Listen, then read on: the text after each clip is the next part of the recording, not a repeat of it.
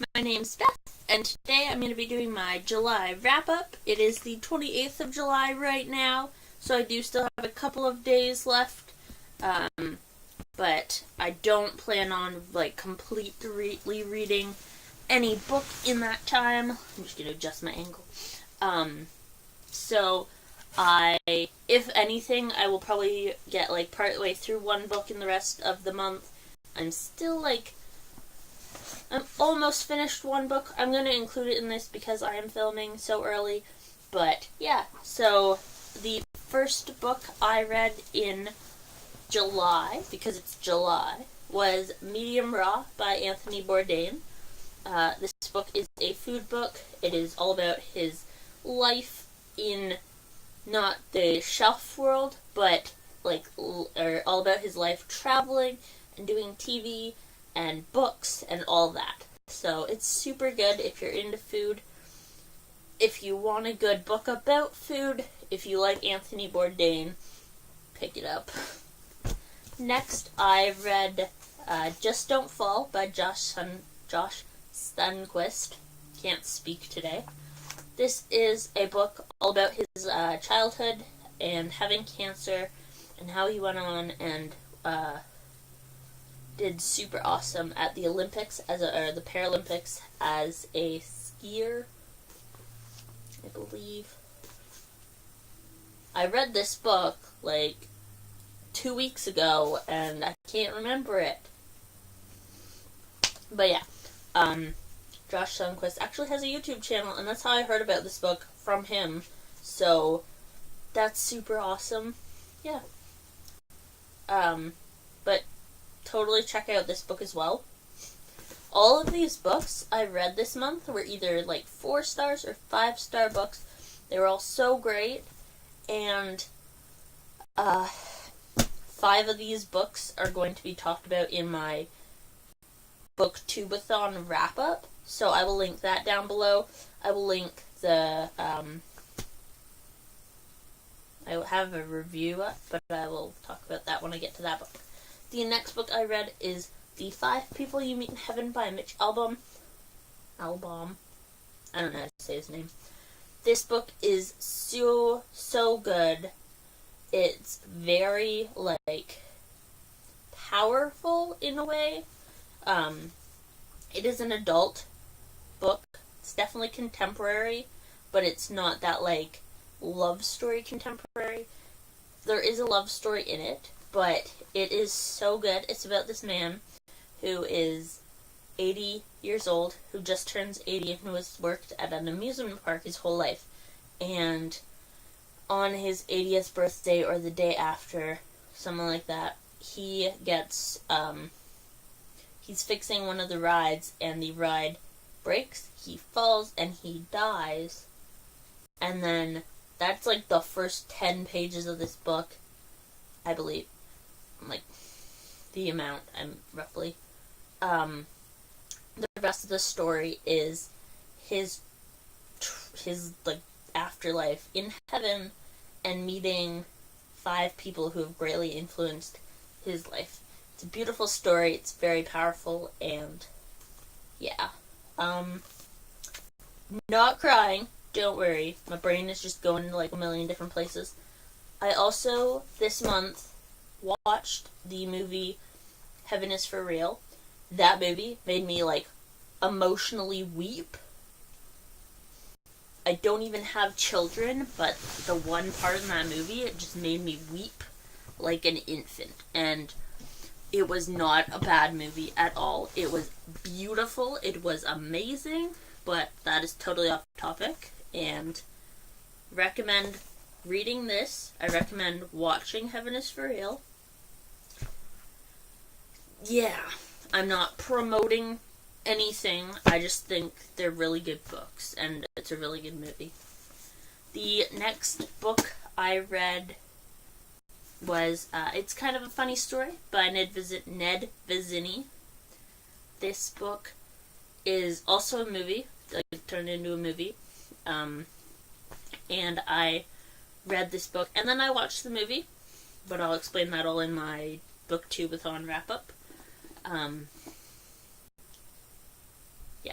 So this book is about a teenage boy who has depression and attempts, or like analyzes the thought of committing suicide, calls a helpline, and ends up being told to go to the hospital, where he is put in a mental institution in the hospital. And it's his story of his life beforehand, leading up to him wanting to commit suicide, and then his life in the institution, and all the people he meets and everything. And it's such a good book, and highly recommend it. And it's super big print, and it's super fast to get through. Yeah. The next book I listened to the next book, and I don't have a physical copy because it's on my Audible, and that is Everyone Hanging Out Without Me by Mindy Kaling. And I absolutely loved her show, The Mindy Project. I, Netflix marathoned the entire 2 seasons in, 2 days.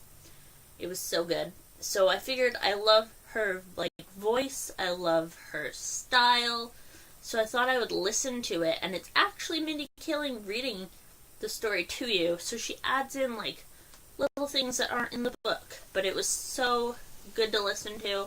It's so, easy to just put your headphones on, listen to, wander, clean, anything. Highly recommend that one. And then that would wrap up my booktubeathon week of reading. So immediately after, I thought I need a good book, something I can just read and love. And I've really been wanting to read the Ruby Red trilogy for at least 6 months now. I don't know why I never picked this up. This book was so good.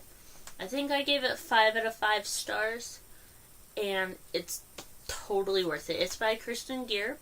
I have a written review of this book in my blog, so I'll link that down below as well. And it's so fast-paced. It's so interesting.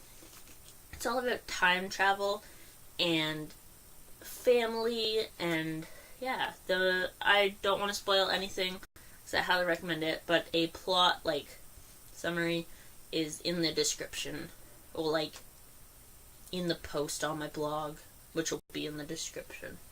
So, yeah, highly recommend this one. And then the final book I have read this month, I still have a little bit of it left to go, but I am definitely going to be able to finish it in the next 3 days, and I'm probably going to finish it today. So I will leave the link to that review down in the description, because I will be posting one on my blog once I finish the book. And that book is Love Letters to the Dead. This book is so interestingly written because it's all written in letters to dead people, and I kind of cheated. I flipped to the last letter, and it's written to her sister, and I'm just going to be an emotional wreck at that point. So, yeah, this book is super good. I keep saying this book is super good because they all are so good. I have a third of the book left to go. 90 pages. But there is heartbreak in this book. There is love. There is family drama. There is so much happening in this book, and it all starts because the teacher assigns the main character in this book to write a letter to a dead person. Yeah. This book has had me in tears at more than one point. Not sobbing tears, but just watery eyes. The second point was I couldn't breathe for a second, but I know by the end of this book it might just have me in sobbing tears. So yeah, and that is not to say that it is a sad book, because it is not a sad book, really. It's not it's not it's gonna just destroy you, but it will a little.